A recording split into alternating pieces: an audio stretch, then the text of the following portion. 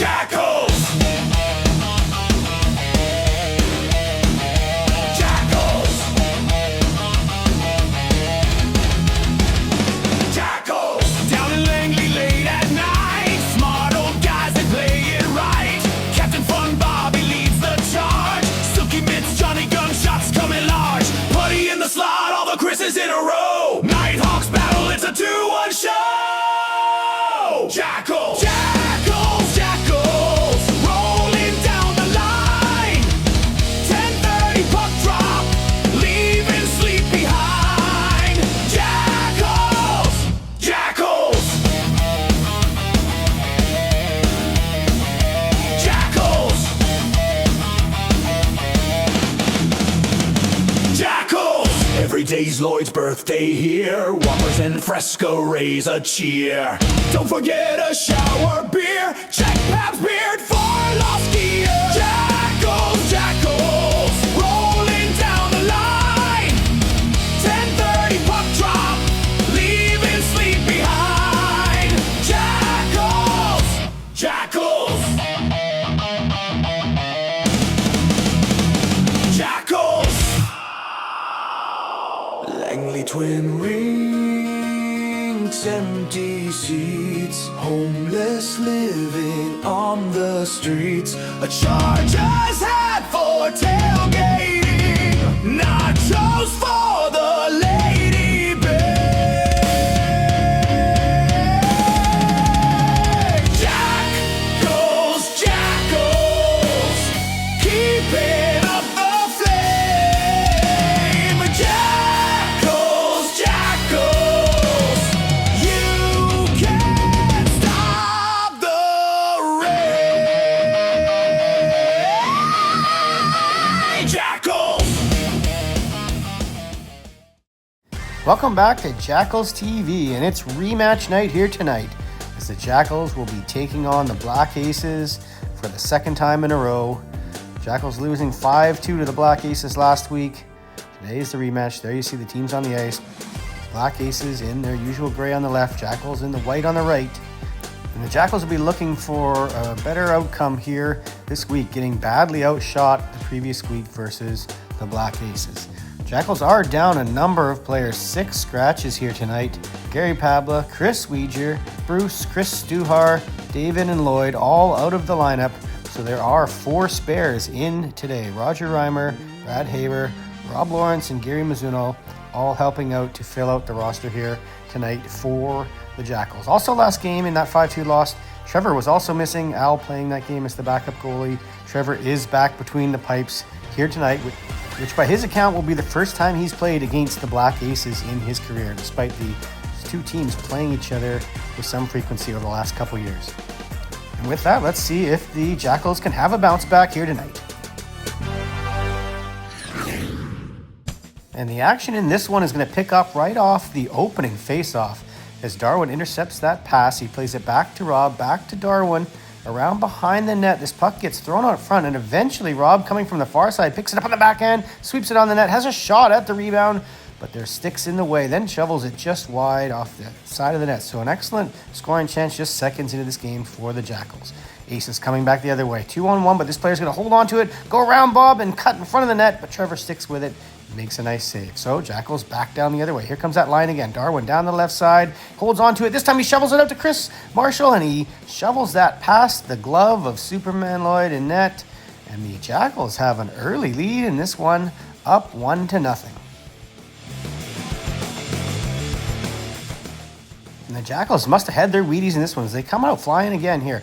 There's a point shot and then a rebound by Rob. Sweeps it on net with the backhand. Goalie makes a save. And then it's Chris Marshall down the right side, wins a puck battle off the defender, has possession of it, spins off of it, throws the puck out front to Gary, who's all alone, takes the wrist shot, challenged by Lloyd, and the save is made. So Jackals now feeling it and pressing, and Jer kind of misplays that to the defender, and in behind the Jackals defenseman, there's a Aces player who's sent away in a breakaway, and he tries to go high glove, but that's unsuccessful. So Jackals don't learn their lesson, though. Again, here they are in the offensive zone, pressing hard, All the players focus down low on the puck, not realizing there's another seagull in behind the defenders way up there. The puck lands on his stick and he goes in and pulls it to the backhand, and this time it does go over Trevor's glove, and the Aces have tied this game up at 1. A little bit after that, it's going to be the Jackals' turn to have a player in behind the defenders. This time it's Jer. He can't quite control it. The defender does get control of the puck, but watch what happens when he goes around the net. Jay knocks that pass down, then he throws it out front to Aaron, who collects it off the backhand and slides it low on the glove hand side. And the Jackals have restored their 2-1 lead off an excellent forecheck there by Jason. It's now 2-1.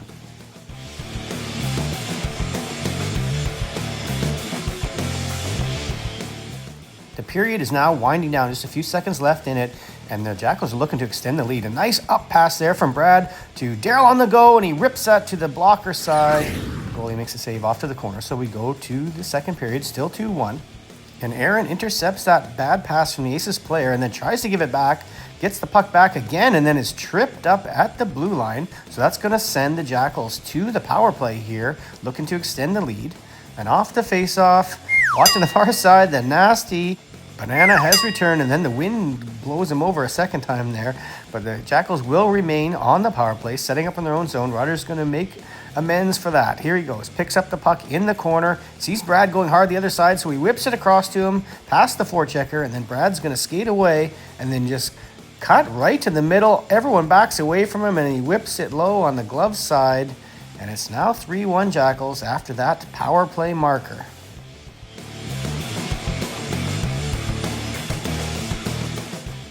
Jackals do attempt to give that goal right back off the ensuing faceoff. Rob puts that puck over that gets picked up by the Aces player, finds his player out high who goes around the defender in alone, puts it off to the side, a wide open yawning cage that their player is unable to capitalize on. Bob gets a piece of it, and then Trevor's toe gets the other bit of it, holds it on the line and covers it up. Amazing save there to keep it 3-1.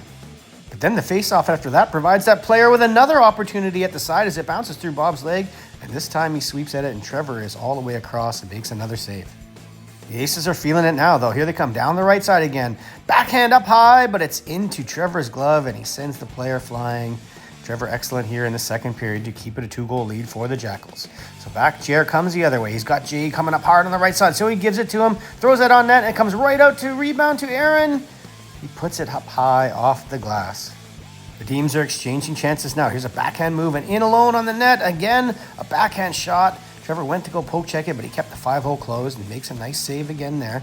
Jackals down the other way. Chris Marshall chasing that puck, gets tangled up with two players. And now Lloyd, the goalie, has it, holding on to for quite some time. And eventually he puts it into Chris Marshall's legs, who then throws it out front to Rob, who bumps it out to Darwin, who sweeps it on net, but the save is made. Here's Roger with the puck again in his own zone. He makes a long pass up to Jer, who has it at the line, gets across, makes a neat little back pass to Aaron, who tries to give it back to him. That doesn't work, so he corrals the puck, throws it at the net, and Jer is there to tip it up over the goaltender's arm and leg, and the Jackals now have a 3-goal lead in this game. It's 4-1.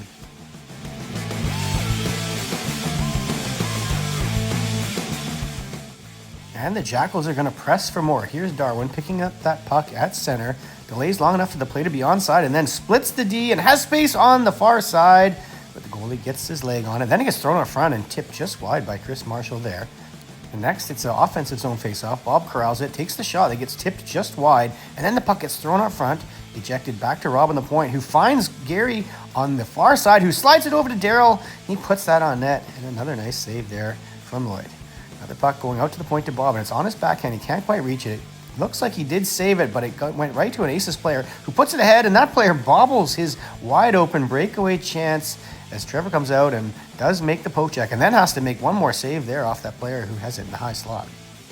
Now at the neutral zone, Bob does successfully handle a puck this time, and he's going to curl with it, put it up to Aaron, who's driving towards the net, has to delay. Bob sees that he needs help, so he jumps up, gets it, pulls it to the forehand, has some bodies acting as a screen, but can't get it past the goalie.